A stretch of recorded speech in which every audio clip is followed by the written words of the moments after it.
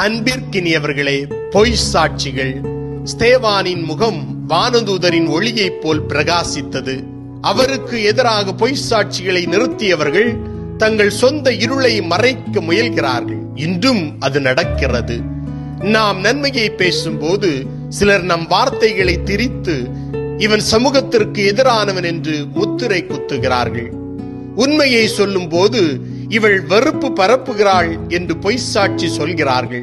அன்போடு செயல்களை முன்னெடுக்கும் போது இவன் பழைய முறைமைகளை மாற்ற முயல்கிறான் என்று குற்றம் சாட்டுகிறார்கள். பொய் சாட்சி என்பது உண்மையை எதிர்கொள்ள முடியாதவர்கள் தங்கள் பயத்தை மறைக்க பயன்படுத்தும் ஆயுதம். ஆனால் ஸ்தேவானை போல் நாம் தூய ஆவியால் நிரப்பப்பட்டிருந்தால் பிறர் எவ்வளவு பொய்களை அடுக்கினாலும் நமது முகம் வானதூதரின் ஒளியை இழக்காது.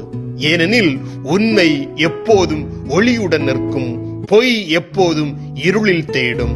நாம் ஸ்தேவானை போல் தூய ஆவியின் ஞானத்தில் நின்று பேசுகிறோமா, அல்லது பொய் சாட்சியாளர்களின் கூட்டத்தில் சேர்ந்து உண்மையை மறைக்க முயல்கிறோமா?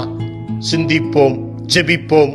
இயேசுவே, பொய் சாட்சிகளும் அவதூறுகளும் எங்களை சூழ்ந்தாலும் எங்கள் உதடுகள் உண்மையையும் எங்கள் முகம் உமது ஒளியையும் பிரகாசிக்க செய்யும். ஆமேன்.